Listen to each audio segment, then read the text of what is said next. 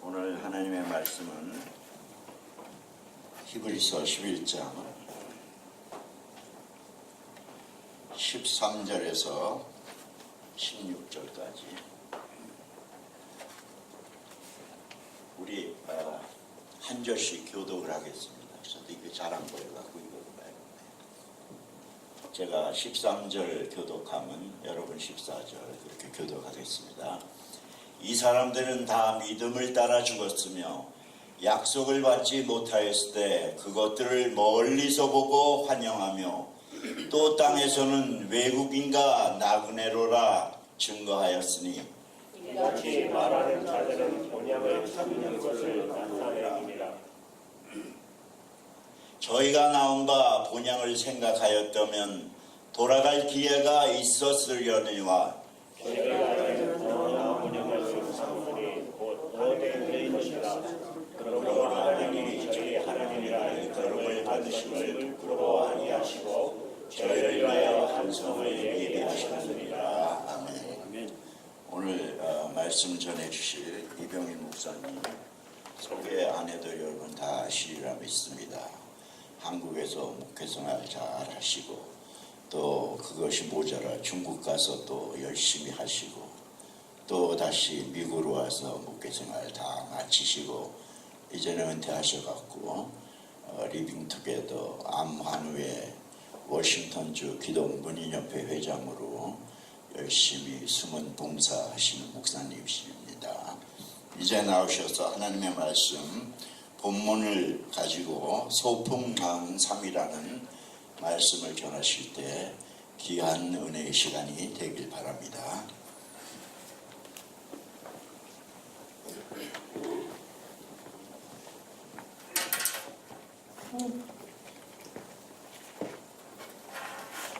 만나뵙게 돼서 반갑습니다.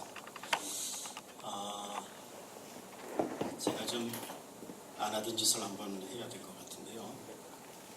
어디 가서 제가 설교 부탁받았으면 그냥 설교만 했지 다른 짓을 안 했는데 오늘은 제가 보니까 지난번에도 또 색스폰으로 또 영광을 돌리는 그런 순서도 있고 한데 오늘 보니까 특송 순서가 없네요. 제가 특송을 해도 괜찮겠죠? 네. 잘 부르지 못하는 찬양이지만 제가 특송 한번 하고요.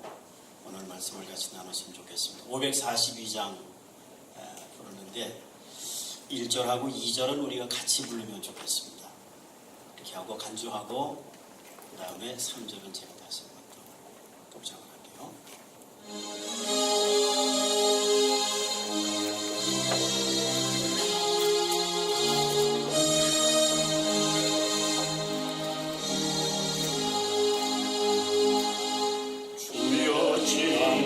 내 꿈에 매였으니 그 꿈이로 주옵소서. 밤같이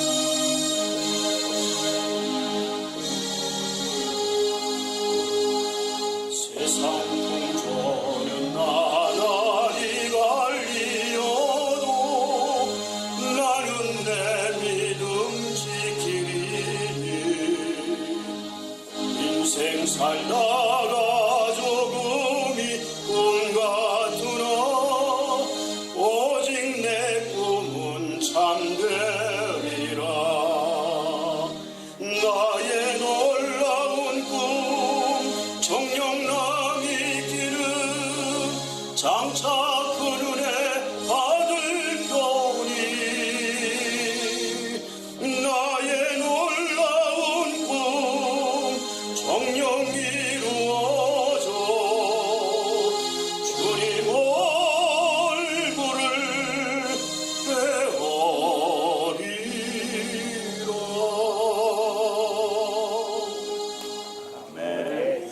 앵콜 하신 데 같습니까? 앵콜. 부장님 성대가 참 좋으신데 한 번 더 하십시오. 설교를 해야 되기 때문에 앵콜 대신 제가 말씀을 전하고요. 다음 기회에 또 한번 불러주시면 제가 또 한번.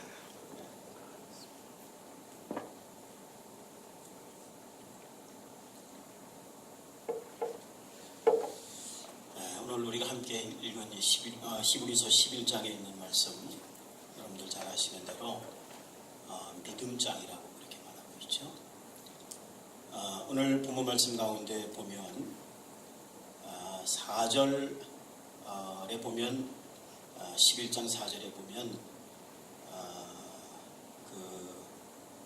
나오는 인물이 아벨이 나옵니다.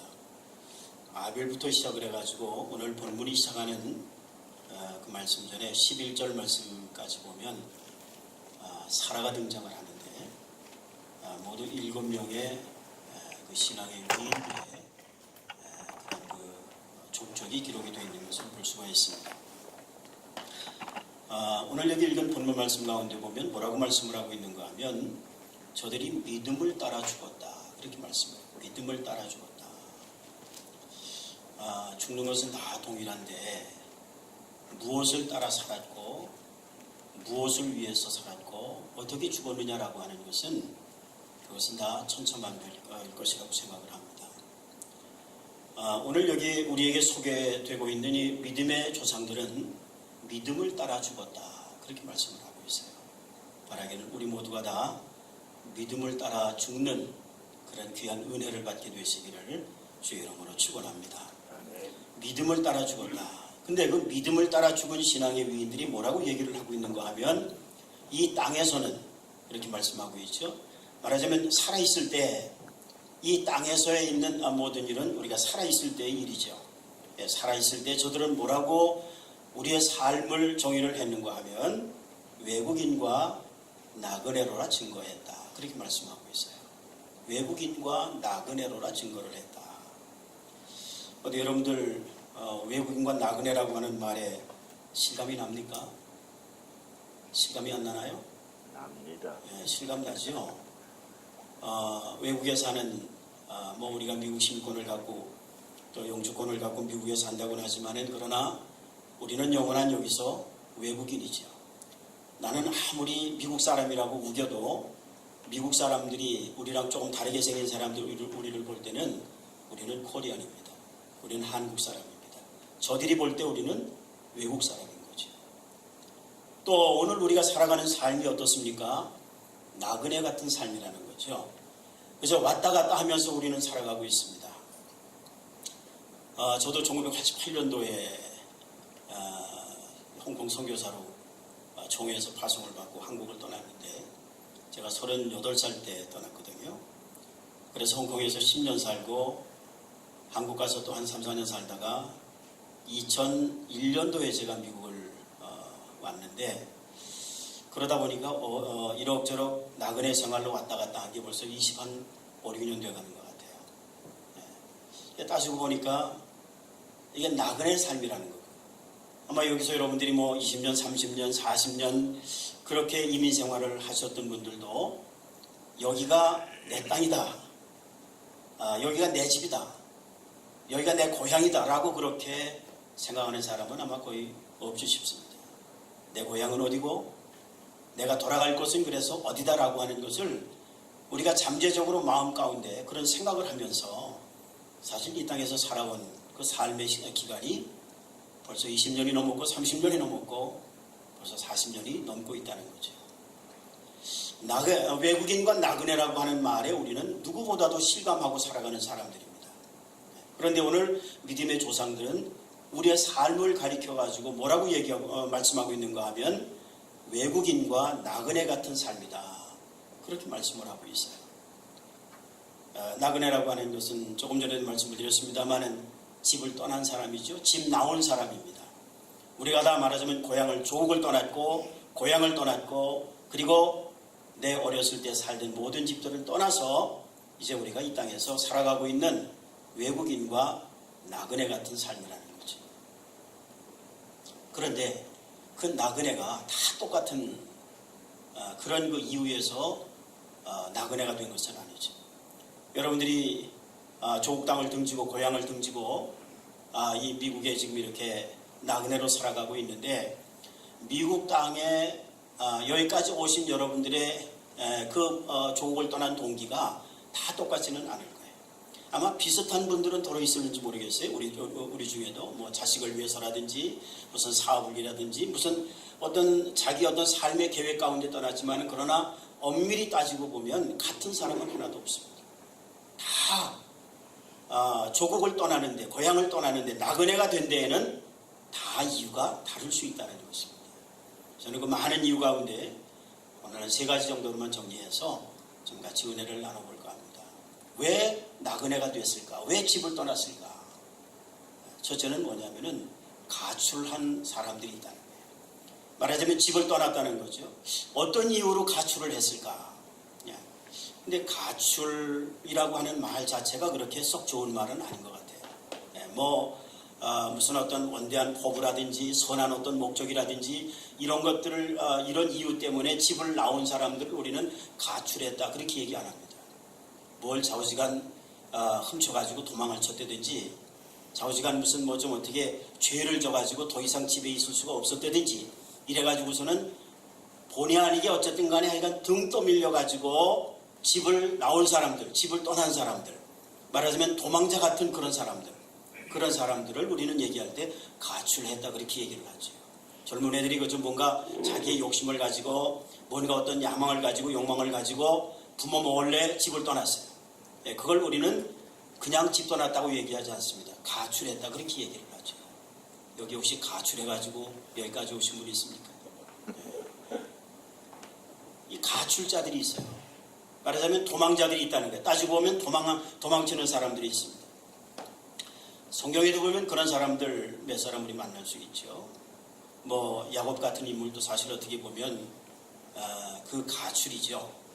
물론 하나님의 그 복에 대한 간절한 어떤 소원을 가지고 저가 이렇게 뭐 선한 목적을 가지고 했다고는 하지 모르지만은 인간적인 방법을 보면 어떤 데는 이걸 우리가 어떻게 받아들여야 될까 싶은 고민을 했던 적도 있어요. 뭐 형도 속이고 아버지도 속이고 그렇게 하고서는 그저 그 어머니의 편애 가운데에서 저가 하나님으로부터 축복권을 쟁취하고 해가지고 그 정말 하나님의 그 축복의 대를 잇기는 하지만은 그런 어쩌습니까?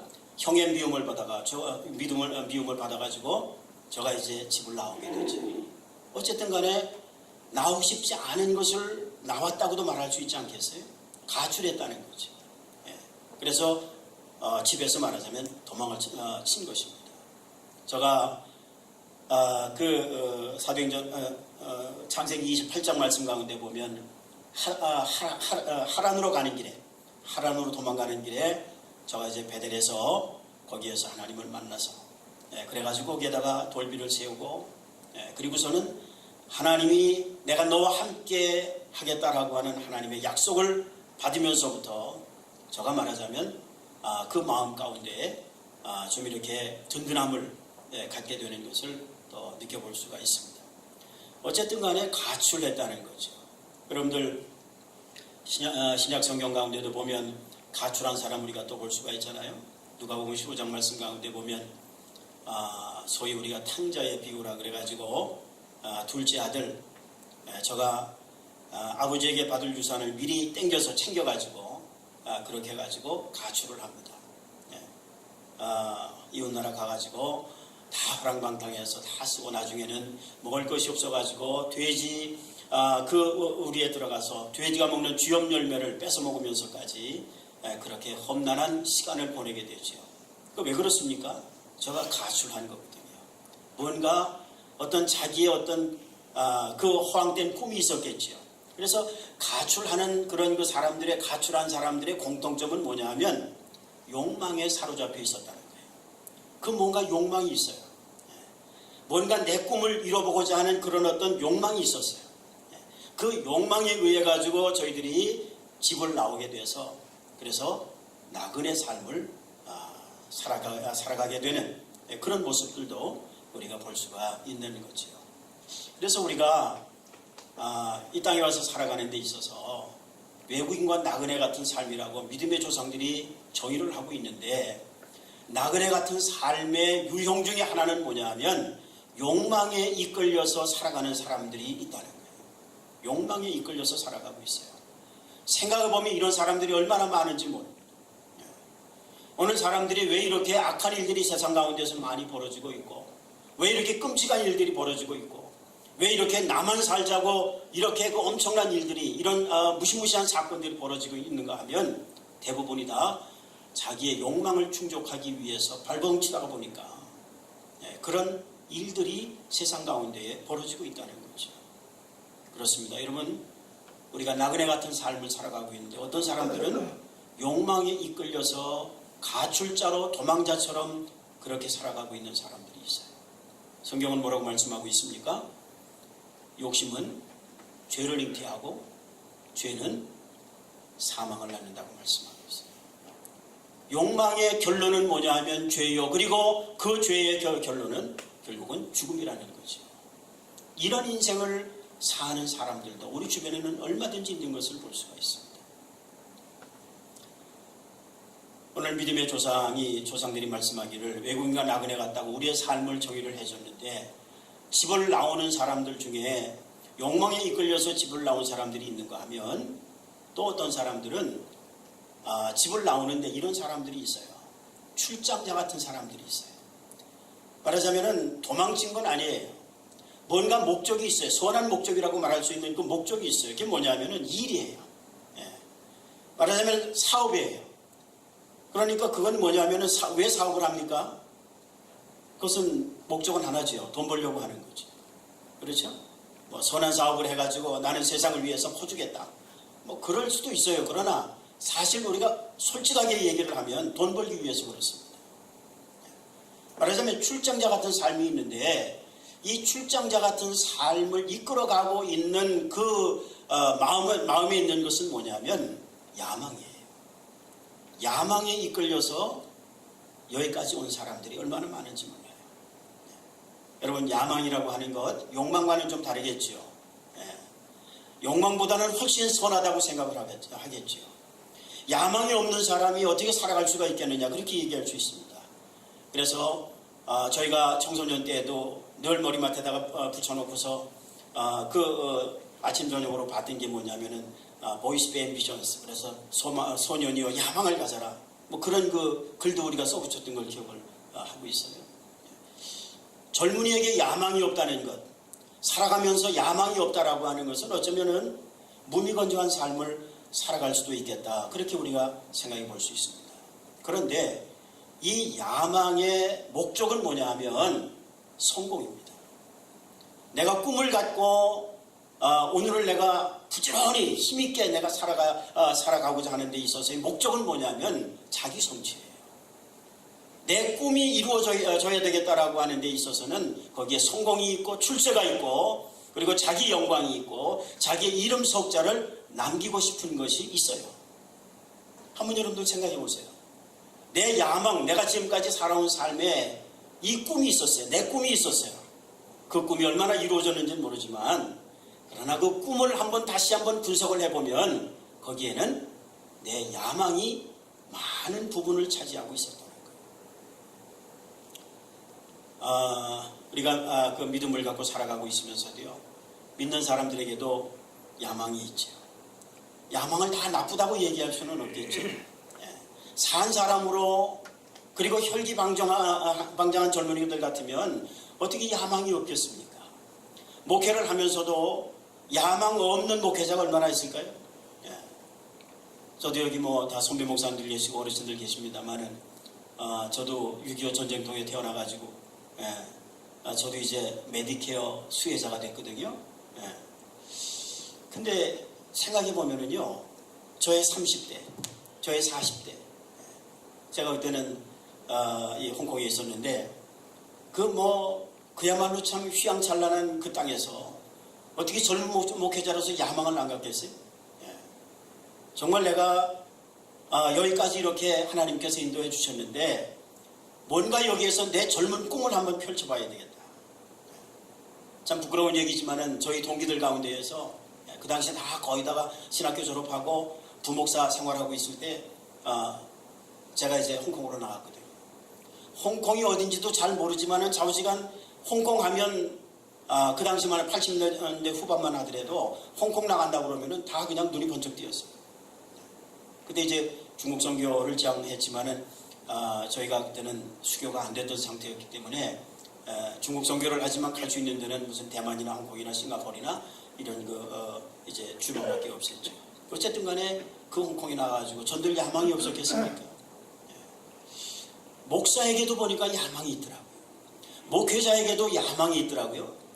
교회를 맡았는데도 이 교회를 큰 교회로 만들고 싶고, 교회도 그 건물도 멋있게 한번 지어보고 싶고, 동기 목사들에게 한번 보란듯이 뭔가 나를 좀 드러내보고 싶고, 그런 욕심이 있잖아요. 그런 야망이 있잖아요. 그건 선한 욕심이기 때문에, 선한 야망이기 때문에 하나님께서 좀 봐주시지 않을까. 저도 그런 생각을 했던 사람 중에 하나입니다. 목회를 우리는 주님의 사업이라고 그렇게 얘기를 해요. 우리가 하나님의 일을 하면서도 뭐라고 얘기를 하냐면 주님의 일, 주의 사업이라고 말해요. 선한 사업이라고 말해요. 물론 사업이라고 말해도 틀린 말은 아닐 거예요. 그러나 여러분, 그 사업이라고 하는 말을 우리가 잘 생각해 보면 거기에 야망이 섞어질 수가 있다는 거예요. 야망의 주체는, 다시 한번 가만히 생각해 보면요, 야망의 주체는 나예요. 하나님이 아니에요. 한번 여러분들 다시 한번 생각해 보세요. 내게 꿈이 있었어요. 내게 야망이 있었어요. 나도 교회를 크게 해보고 싶은 야망이 있었고, 저는 목사로서 한번 본데 있게 목회를 하고 싶은 그런 어떤 욕심이 있었어요. 그런데 이제 조금 이렇게 시간이 지나면서 일선 목회에서 이제 손을 놓고 또 건강에 의해 가지고서는 심장 수술을 하고 한번 쓰러지고 난 다음에 어느 날 생각을 하는데요. 지금까지 내가 품어왔던 이 선한 사업이라고, 내가 이렇게 하면 하나님이 기뻐하실 거라고 했던 이 목회가 이게 정말 하나님이 기뻐하실 하나님의 일이었을까? 아니면은 내 일이었을까? 하나님이 어떤 꿈을 이루려고 했던 것이었을까? 아니면은 내 야망을 이루려고 했던 것이었을까? 그런 생각을 하게 됐어요. 지나놓고 보니까 그것은 야망이었더라고요. 소망이 아니었어요. 야망이었어요. 그 야망의 주체는 누구냐면 바로 나예요. 하나님은 누굽니까? 예수님은 누굽니까? 나를 도와주셔야 되는 분이에요. 하나님, 내가 지금 하나님의 일을 이렇게 하려고 합니다. 하나님, 나를 도와주실 거지요? 우리는 기도 속에서 그렇게 하나님과 하나님 앞에서 화근을 해요. 그리고 뭔가 마음에 어떤 이제 담대함이 생기면 하나님의 응답이라고 얘기를 해서 생각을 해가지고 그 길로 밀고 나가는 거예요. 무조건 그거예요. 오늘 여러분, 여기에 신앙인의 불신앙이 있고요, 여기에 믿음의 함정이 있다는 것을 우리는 생각해야 돼요. 주님이 나를 도와주셔야 돼. 그분은 나를 도와주시는 헬퍼예요. 그분은 나를 도와주시는 천사가 돼야 돼요. 내가 이 목적을 향해 가지고 지금 나가려고 하는데 뒤에서 주님은 내 등 뒤에서 나를 도와주셔야 돼요. 그래서 이 나의 목적, 이 야망이 이루어져야 되는 거예요. 만약에 이루어졌다고 가정해 보십시다. 그때 우리는 뭐라고 얘기를 합니까? 하나님께서 나를 도우셔서 이렇게 이루었다는 거예요. 내 야망이 이렇게 이루어졌다는 거예요. 그것이 하나님의 도우심으로, 하나님의 소망으로 그렇게 우리는 포장해 가지고 거기에 우리가 속을 때가 많아요. 젊은 목회자들도 교회를 큰 꿈을 이루고 큰 교회를 이루고 그래서 그저 고군분투합니다. 애를 씁니다. 저도 여기 와가지고 2002년도에 교회를 개척하고 거의 한 8년 동안 그야말로 죽을 똥을 싸도록 했어요. 한 30-40년 모이다가는 또 그집부터지고 정말 여기가 선교지로구나 하는 생각도 했고 이민교회가 정말 이렇게 힘들구나라고 하는 생각도 했어요. 그러다가 2010년도에 어느 날 갑자기 쓰러졌어요. 절도를 하고 말았어요. 내 야망으로 지나왔던 시간들이죠. 저는 그게 선한 하나님의 일을 한다고 생각을 했어요. 그런데 어느 날 쓰러지고 난 다음에 생각을 하니까 그 주체는, 야망의 주체는 하나님이 아니고 나였어요. 내가 뭔가를 이루고 싶었고 내가 뭔가를 아주 멋있게 한번 이렇게 내 삶을 이루어가려고 했던, 그리고 예수님은 나를 도와줘야 되는 분으로 그렇게 지나왔던 시간들이었어요. 그런데 여러분 보십시오. 야망의 끝은 허망한 것입니다. 야망의 끝은 결국은 실패입니다. 성공하려고 바둥대지만은 결국은 실패예요. 우리가 성경 가운데 보면 예수님의 12제자 가운데 여러분들 잘 아시는 가룟 유다를 기억할 수 있습니다. 저는 예수님의 제자였습니다. 예수님의 많지도 않은 12명의 제자 가운데 한 명이었고, 그런 가운데서도 그는 너무나도 정확한 사람이고 계산 바른 사람이고 그리고 열심을 가졌던 사람이었어요. 저는 열심당원이라고도 알려지고 있습니다. 나라를 위해서도 저는 그랬던 사람이었어요. 그런데 제가 예수님을 따라다니면서 저는 야망을 가졌어요. 그 야망 때문에 저는 결국은 망한 사람이죠. 이 예수를 이용해서 나의 스승이지만 예수님을 통해서 자기의 꿈을 이루려고 했어요. 조국의 어떤 해방을 이루려고 했던 건지도 모르겠고요. 뭔가 자기의 어떤 꿈을 갖고 있던 야망을 예수님을 통해서 저는 이뤄보려고 했던 거죠. 그런데 3년 동안 그렇게 부지런히 쫓아다녔는데 결국 예수님은 십자가에서 허망하게 돌아가시고 말았어요. 예수님께서 십자가에 달리시는 모습을 보고 가룟 유다의 마음 가운데는 그 야망이, 자기의 야망이 무너지는 소리를 들었던 거죠.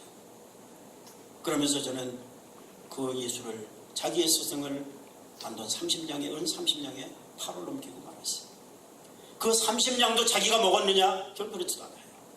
결국 그것도 다 성전 바닥에 팽개치고 저는 결국 목숨을 끊고 자살하고 마는 그런 비극의 주인공이 됐던 거죠. 야망의 끝은 뭡니까? 야망의 끝은 파멸인 것입니다. 이걸 우리가 분명히 기억해야 됩니다. 그리스도인은 누군가 하면 우리가 외국인과 나그네 같은 삶을 오늘 살아가고 있는데, 나그네로서의 크리스찬은 어떤 사람인가 하면 야망을 가지고 살아가서는 안 되는 사람들이에요. 야망을 버려야 돼요. 내가 주체가 되는, 그래서 주님은 하나의 객체가 되고 주님은 나를 도와줘야 되는 그런 관계를 우리는 청산해야 되는 것입니다. 우리가 교회에서도 그런 모습을 얼마든지 볼 수가 있고요. 선교를 한다고 하면서도 우리는 선교의 주체가 내가 될 때가 많아요. 주님, 내가 이 일을 하니까 주님은 나를 도와주셔야 되는 거예요. 그러나 여러분, 우리가 말하는 대로 선교의 주체는 하나님이신 것을 우리가 믿습니다. 미쇼데이, 하나님이 하나님의 선교인 거죠. 하나님이 주인이시고 나는 그저 그의 도구일 뿐입니다. 도구가 무슨 야망이 필요합니까? 무슨 대단한 꿈이 필요합니까? 그저 주인의 손에 붙들린 것이 감사하고, 주인이 그저 써주시는 것이 감사하고, 그저 손이 닳도록 발이 닳도록 그렇게 쓰임을 받다가 가면 그걸로 끝나는 거죠. 야망이라는 것이 필요 없다는 거죠. 그러면 우리가 나그네 삶을 살아가면서 우리는 욕망도 필요 없고 야망도 갖지 말아야 되고, 그럼 뭘 갖고 살아야 되느냐? 오늘 중요한 결론입니다. 오늘 크리스찬들이 가져야 되는 나그네의 삶 속에서 우리가 품고 살아야 되는 것 중에 가장 중요한 것은 뭐냐 하면 소망인 줄로 믿습니다. 소망입니다. 그리스도인의 소망. 저는 이것이 이 땅의 것이 아니라고 생각을 합니다. 우리가 소망에 대한 얘기를 많이 합니다만, 그러나 소망은 이 땅의 것이 아닙니다. 이 땅에서 우리가 가질 수 있는 것이 소망인 것이, 소망은 것이 분명하지만, 그러나 소망은 이 땅의 것이 아니라는 거예요. 그 소망은 하늘에 있는 것이라고 말씀합니다. 베드로전서 1장 3절 말씀 가운데 보니까 우리를 거듭나게 하사 산 소망이 있게 하시려고 그렇게 말씀을 하고 있어요. 우리를 거듭나게 하셔서.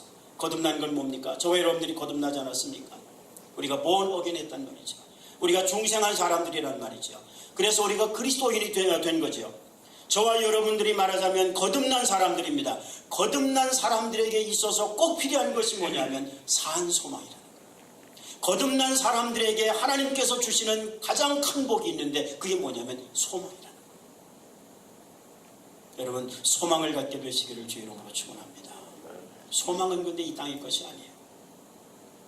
이 땅에서 이루어지는 뭔가 내가 갖고 있는 것, 내가 목적한 것, 그것을 위해서 그것을 소망이라고 우리는 말할 수가 없는 거예요. 소망은 뭡니까? 소망은 거듭난 자의 것인데 그 거듭난 자의 것, 그것은 이 땅의 것이 아니고 그것은 하늘의 것이라고 말씀을 하고 있어요. 베드로전서 1장 3절에 그렇게 말씀하고 있어요. 썩지 아니하고 더럽지 아니하고 쇠하지 아니하고 하늘에 두신 것이 소망이라고 말해요. 산 소망이에요. 산 소망. 그럼 산 소망이 있으니까 죽은 소망도 있겠지요. 죽은 소망은 뭘까요? 욕망은 죽은 소망이에요. 야망은 죽은 소망이라는 거예요. 그건 결국은 죽음이에요. 말씀드린 대로 그것은 결국 파멸이에요. 그러니까 야망이나 욕망은 나를 파멸시키는 거예요. 그건 죽은 소망이에요.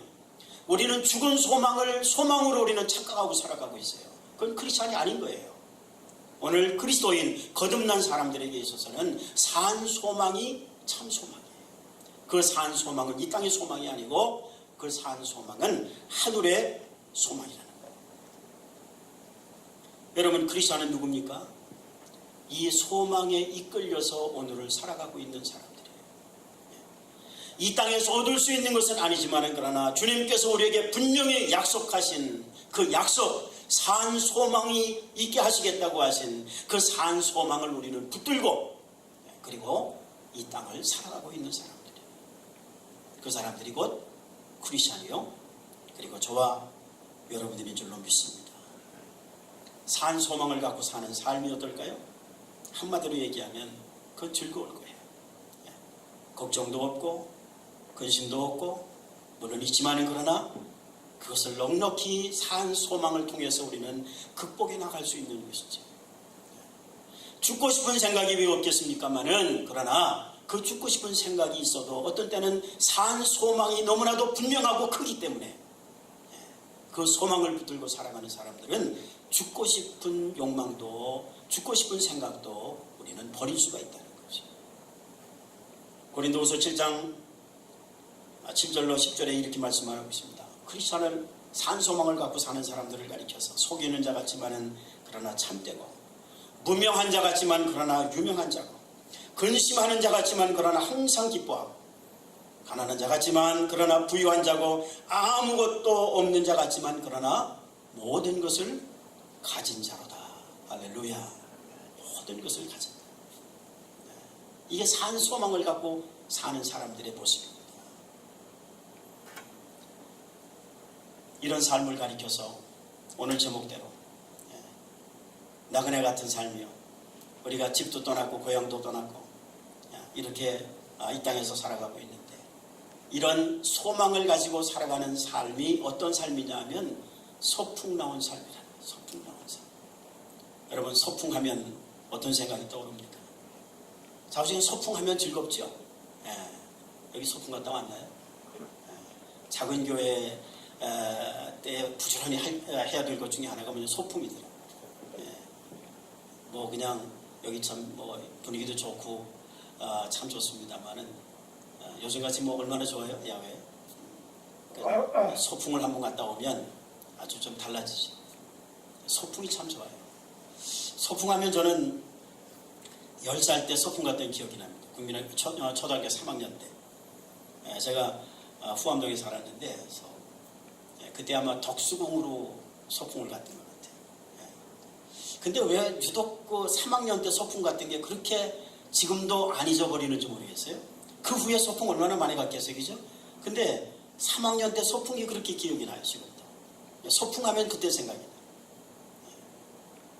그때 참 여러분들도 다 기억이 있겠습니다만 소풍 갈 때 1960년도니까 그때만 하더라도 소풍 간다 그러면은 그저 조그만 룩작 하나에다가 김밥 그저 한 2줄 싸고 달걀 한 2개 집어넣고 그리고 빠질 수 없는 것 중에 하나가 뭐냐면 칠성사이다. 가로등에 칠성사이다 공장이 있었거든요. 칠성사이다 하나 집어넣고 그러고서는 룩작을 메고서 소풍을 가는 거죠. 그 기억이 지금도 나요. 여러분 그 소풍 갈 때 국민학교 3학년짜리가 소풍 갈 때 무슨 걱정이 있었겠어요? 무슨 근심이 있었겠어요? 아마 걱정이 있었다고 하면 그 전날 비가 올까 안 올까 그 걱정이 있었을 거예요. 그때는 소풍만 간다 그러면 비가 왔는지 모르겠어요. 근데 참 즐거운 그런 그 기억이 있는 거죠. 여러분 크리스찬의 삶, 산 소망을 갖고 오늘을 살아가는 삶의 오늘의 모습은 뭐냐면 소풍 나온 자의 삶이에요. 여러분들 이 땅에 살아가면서 내가 지금 소풍 나온 자의 삶을 살아가고 있다. 그렇게 생각하시면 정말 예수 잘 믿는 것입니다. 정말 행복한 사람입니다. 저는 요즘 그런 생각을 합니다. 이 땅의 삶은 소풍 나왔다. 그렇게 생각을 하니까요. 뭐 좀 걱정될 일이고 근심될 일이 있어도 어떻습니까? 다 지나가고 어쨌든 간에 그래도 다 이렇게 어떤 형태로든지 간에 우리가 지금까지 살아가고 있잖아요. 근데 걱정을 땡겨서 하는 경우도 많거든요. 어떤 경우에는 그저 그것 때문에 죽을 것 같지만 그러나 어떻습니까? 다 지나가고 마는 거지. 그래서 성경의 진리 가운데 하나는 뭐냐면은 다 지나간다는 거예요. 다 지나가리라. 산 소망을 갖고 오늘을 살아가고 있는 사람들의 삶이 소풍 나온 자의 삶이라고 하면 그 소풍이 더 즐거울 수 있어요. 즐거워야 되는데 어떻게 하면 더 즐거우느냐. 제가 결론적으로 한 3가지만 말씀을 드리고 마치려고 합니다. 하나는 뭐냐 하면 소풍이 즐거우려고 하면 하나는 짐이 가벼워야 돼. 짐이. 그렇죠. 소풍을 가는데요. 벌써 여행 갈 때 짐꾸러기가 벌써 아주 큼지막한 사람은요. 그 여행 초보자라고 해요. 벌써 여행을 많이 다닌 사람은요. 짐이 벌써 가뿐하네. 그저 가볍다고 해요. 어떻습니까 여러분? 소풍 갈 때 짐이 가벼워야 돼요. 가령 국민학교 3학년짜리가 지금 소풍을 간다고 그러는데 거기에다 뭐 이것도 집어넣고 저것도 집어넣고 뭐 며칠 먹을 양식도 집어넣고 막 이래가지고서는 그 백이 마치 그저 육군 병장 매는 백처럼 말이죠. 그냥 큼지막한 백을 메고 간다고 하면 그건 소풍이 아닌 거죠. 얼마나 힘들겠어요? 그 무슨 뭐 후암동에서 덕숭 가는데 그렇게 먼 거리도 아니지만 아마 죽을 똥을 쌀 거예요. 짐이 가벼워요. 짐이. 근데 우리의 인생의 짐이 뭡니까? 우리를 무겁게 하고 있는 것이 뭡니까? 짐 중에 제일 무거운 짐이 있어요. 그건 뭐냐면 죄짐인 거예요. 이 죄짐을 우리는 덜어내야 돼요. 죄짐을 완전히 벗을 수는 없어요. 주님은 우리에게 말씀하기를 수고하고 무거운 짐진 자들아 죄짐을 진진 자들아 다 내게로 오라. 내가 너희를 편히 쉬겠다고 말씀을 하셨는데 주님은 이 땅에서 우리가 살아가고 있는 동안에 죄짐을 그 무거운 짐을 벗겨주려고 이 땅에 오셨어요. 그런데 우리는 주님은 주님이고 나는 내 짐을 그대로 짊어지고 오늘을 살아가고 있는 사람들이 많다는 거예요. 여러분 죄짐은 빨리 내려놓으셔야 됩니다. 그 내려놓는 방법이 뭡니까? 주님 앞에 회개하는 것입니다. 그 방법밖에는 없습니다. 회개해도 우리의 죄짐을 다 벗을 수는 없지요. 얼마 정도 남아있는지 모르겠어요. 그러나 그것을 주님께서 마지막에 다 탕감하실 줄로 믿습니다. 그리고 우리를 당신의 품에 안으시는 거죠. 이 죄짐 이것을 우리는 빨리빨리 벗어버려야 돼요. 죄짐이 가벼우면 우리의 소풍길은 더 즐거운 것입니다.